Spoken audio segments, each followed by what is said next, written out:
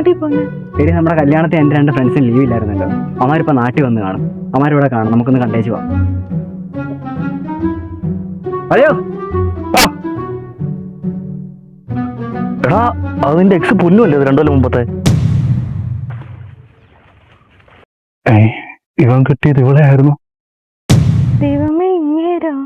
എടി മൂദേവി, അപ്പൊ ഉറക്കം വരുന്നു. ഫിസിക്സിന്റെ എക്സ്ട്രാ ക്ലാസ് ഉണ്ടെന്നും പറഞ്ഞ് നീ 10 മണിക്ക് ഉറങ്ങാൻ പോകുന്നത് ഇതിന്റെ ബയോളജി ക്ലാസ് അറ്റൻഡ് ചെയ്യാനല്ലേ?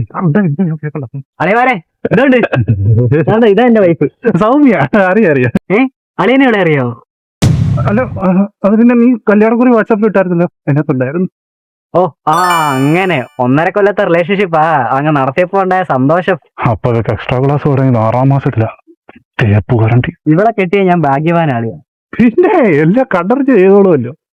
അത് അളിയനെങ്ങനെ മനസ്സിലായി? അതല്ലേലും അങ്ങനെയൊക്കെ ആയിരിക്കുമല്ലോ അല്ലേ അളിയ? പിന്നെ അല്ലളിയ, നിന്റെ കല്യാണം ഒന്നും ആയില്ലേ? നിനക്ക് എന്തോ ലവർ എന്തോ ഉണ്ടായിരുന്നല്ലോ. ഓ അതൊന്നും പറയണ്ട, അതൊക്കെ പോയി. ഷോ അതെന്നാ പറ്റിയ അളിയ?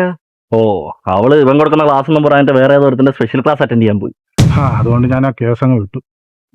ഇവളുമാരെ ഒന്നും നമ്പാൻ കൊള്ളത്തില്ല. അതൊക്കെ എന്റെ പൊന്നൂസ്. ഞാനല്ലാതെ വേറെ ആരും ഇവിടെ മനസ്സിൽ പോലും കയറിയിട്ടില്ല. എന്നോട് ഇത് തന്നെയായിരുന്നു പറഞ്ഞോണ്ടിരുന്നത്. നമുക്കൊരു ഐസ്ക്രീം തട്ടിയാലോ? അപ്പുറത്തുണ്ട്, ഞാൻ പോയി മേടിച്ചോണ്ടിരാം. പൊന്നൂസിന് ഏതാ വേണ്ട? സ്ട്രോബെറി ഫ്ലേവർ അല്ലേ? ഓ തണുപ്പൊന്നും കൊടുക്കണ്ട, നമുക്ക് ടോൺസിലൈറ്റിസ് ഉള്ള. അത് അളിയൻ എങ്ങനെ അറിയാ? അതങ്ങനെയൊക്കെയാണല്ലോ, നവംബർ അല്ലേ, തണുപ്പൊക്കെ ആണല്ലോ. ആ എന്നാ വേണ്ട.